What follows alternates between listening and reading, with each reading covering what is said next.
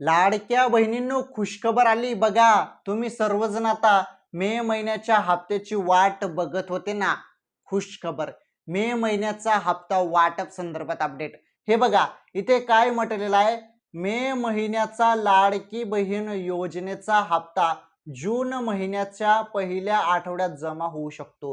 हे बघा, मी तुम्हाला काय बोललो होतो, मागील 1-2 व्हिडिओमध्ये मी तुम्हाला हेच सांगत होतो की जून महिन्याच्या पहिल्याच आठवड्यात तुमच्या खात्यामध्ये हप्ता जमा होईल. आणि अखेरकार हे बघा, इथे स्पष्ट माहिती देण्यात आलेली आहे. स्पष्ट माहिती देण्यात आली आहे की जून महिन्याच्या पहिल्या आठवड्यात हप्ता जमा होऊ शकतो. आता महत्त्वाचं तुमच्यासाठी काही महत्त्वाचे अपडेट पण देण्यात आलेले आहेत, ते अपडेट पण समजून घेऊया. हे बघा, आधार कार्ड बँकेशी लिंक नसेल तर हप्ता थांबेल. तुमचं आधार कार्ड बँकेशी लिंक पाहिजे. हे बघा, तुमचं जे आधार कार्ड आहे ते बँकेशी लिंक पाहिजे. हे आधार कार्ड तुमचं बँकेशी लिंक नसेल ना, तुमचा हप्ता थांबेल. त्यामुळे बँकेत जाऊन आधार कार्ड बँकेशी लिंक करा. मे महिन्याचा हप्ता लवकरच जमा होणार आहे. पात्र महिलांनी खात्री करा की आधार कार्ड लिंक आहे की नाही. बँकेत जाऊन ते खात्री करा तुमचं आधार कार्ड बँकेशी लिंक आहे की नाही. वेळेवर लिंक करा आणि लाभ मिळवा. लाडक्या बहिणींनो, सर्व माहिती तुम्हाला वेळेवर आपल्या चॅनलवर पाहायला मिळणार आहे. त्यामुळे सर्वांनी व्हिडिओला लाईक आणि चॅनल पण जरूर सबस्क्राईब करून घ्या. आता एक महत्त्वाची माहिती, हे बघा, 3,000 रुपये सर्व बहिणींना मिळाले. मार्च आणि एप्रिलचा हप्ता होता तो, बरोबर. मार्च आणि एप्रिलचे 3,000 रुपये राज्यातील जेवढ्या पण पात्र बहिणी होत्या, जवळपास 1,70,00,000 पर्यंत आकडा होता. त्या सर्व बहिणींना 3,000 रुपये मिळाले आहेत. परंतु भरपूर बहिणींना हप्ता मिळाला नाही. म्हणजे 70,00,000 बहिणींचा हप्ता त्यांच्या खात्यामध्ये जमा झाला नाही. आता त्या बहिणींना अपात्र करण्यात आलाय. भरपूर कारणास्तव अपात्र करण्यात आलाय. ई-केवायसी त्यानंतर निकषामुळे अपात्र करण्यात आलाय. तर त्या बहिणींचं सोडा आता, परंतु ज्या बहिणी पात्र आहेत त्यामध्ये काही बहिणी पात्र असून त्यांच्या खात्यामध्ये हप्ता येत नव्हता.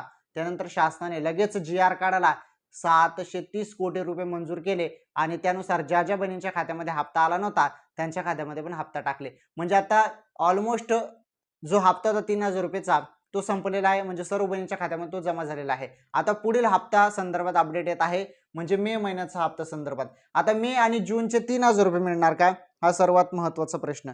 म्हणजे 2 महिन्याचे 3,000 रुपये मिळणार का, तर नाही लाडक्या बहिणींनो. 21वा आणि 22वा हप्ता जसं तुम्हाला 3,000 रुपये मिळाला, तसं 23वा आणि 24वा हप्ता हे 2 महिन्याचे म्हणजे मे आणि जून या 2 महिन्याचे 23वा आणि 24वा हप्ता मिळेल का, तर नाही. तुम्हाला फक्त मे महिन्याचाच 23वाच हप्ता तुम्हाला भेटणार आहे. आणि जून महिन्याच्या पहिल्याच आठवड्यात 10 जूनच्या पहिले तुमच्या खात्यामध्ये 1,500 रुपये जमा होणार आहेत. म्हणजे मे महिन्यात हा हप्ता भेटणार आहे. मे महिन्याचा हप्ता तुम्हाला जून महिन्यात भेटणार आहे, असं आहे ते. म्हणजे मे महिन्याचा हप्ता जून महिन्यात. कसं असतं की ज्या महिन्याचा हप्ता आहे त्या महिन्यात न मिळता त्याच्या पुढील महिन्यात मिळतो. मग त्यामुळे आता मे महिन्याचा हप्ता जून महिन्यात मिळत आहे बघा, आणि जून महिन्याचा हप्ता जुलैमध्ये मिळेल, असं असतं ते. तर जून महिन्याच्या पहिल्याच आठवड्यात लाडक्या बहिणींच्या खात्यामध्ये अखेरकार मे महिन्याचा 1,500 रुपयाचा लाभ जून महिन्याच्या पहिल्या आठवड्यात भेटणार आहे. ही सर्वात मोठी अपडेट होती राज्यातील लाडक्या बहिणींसाठी. ही अपडेट सांगितली मी तुम्हाला. आता पुढे बघा महत्त्वाची अपडेट अजून. सध्या एक बातमी सोशल मीडियावरती व्हायरल झालेली आहे आणि सध्या चर्चेला पण आहे की लवकरच प्लॅस्टिकच्या नोटा छापणार, आरबीआयचा मोठा खुलासा. काय आहे अपडेट समजून घेऊया. प्लॅस्टिकच्या नोटा येणार आहे म्हणे मार्केटमध्ये. म्हणजे आपल्या ज्या कागदी नोटा आहेत त्या कागदी नोटा आता चालणार नाहीत, प्लॅस्टिकच्या नोटा येणार आहेत म्हणे. परंतु सत्य काय, चला जाणून घेऊया. हे बघा, भारतीय रिझर्व्ह बँक आरबीआय देशात लवकरच प्लॅस्टिकच्या नोटा छापणार असल्याचा चर्चा गेल्या काही दिवसांपासून सोशल मीडियावरती चालू आहे. सोशल मीडियावरती तुम्ही बघत असाल की प्लॅस्टिकच्या नोटा छापणार म्हणून आरबीआय असं सध्या चालू आहे. मुंबई आणि पाटणा येथे झालेल्या आरबीआयच्या बैठकांमध्ये यावर शिक्कामोर्तब झाल्याचे दावेही केले जात आहे. की शिक्कामोर्तब पण झाला म्हणे, प्लॅस्टिकच्या नोटा येणारच म्हणे, असं बोललं जात आहे. मात्र आता खरी अपडेट आलेली आहे. या संदर्भात जो काही दावा करण्यात येत आहे तो खरा की खोटा बघा समोर आलाय. मात्र रिझर्व्ह बँकेच्या वार्षिक अहवालातून या चर्चांमधील तथ्य आणि देशाच्या अर्थव्यवस्थेचे वास्तव समोर आले असून प्लास्टिक नोटांबाबत सध्या कोणताही निर्णय झालेला नसल्याचं स्पष्ट झालं आहे. बघा, कोणताही निर्णय झालेला नाही प्लास्टिकच्या नोटा येतील म्हणून. आणि हे बघा, आरबीआयचे स्पष्ट मत काय आहे की सध्या कोणताही निर्णय झालेला नसून सर्व माहिती अधिकृत घोषणेनंतरच मान्य करावी. म्हणजे आम्ही अधिकृत माहिती दिली. हे बघा, इथे काय म्हटलेलं आहे, आरबीआयच्या संकेतस्थळावर लक्ष ठेवा. म्हणजे आरबीआयच्या संकेतस्थळावर या संदर्भात अधिकृत माहिती आली तरच खरं मानायचं. सध्या सोशल मीडियावरती जी माहिती आहे, जे बातमी व्हायरल होत आहे त्यावरती आपण जास्त विश्वास करू शकत नाही. हा, जरी भविष्यात असा निर्णय होईल तर आरबीआय त्या संदर्भात स्पष्ट करेल. ओके, चला ठीक आहे. ही माहिती फार महत्त्वाची होती प्लास्टिकच्या नोटा संदर्भात. आणि यामध्ये बघा असं बोललं पण जात आहे, जरी प्लास्टिकचे नोट जरी आले तर त्याचे फायदे पण आहेत म्हणून.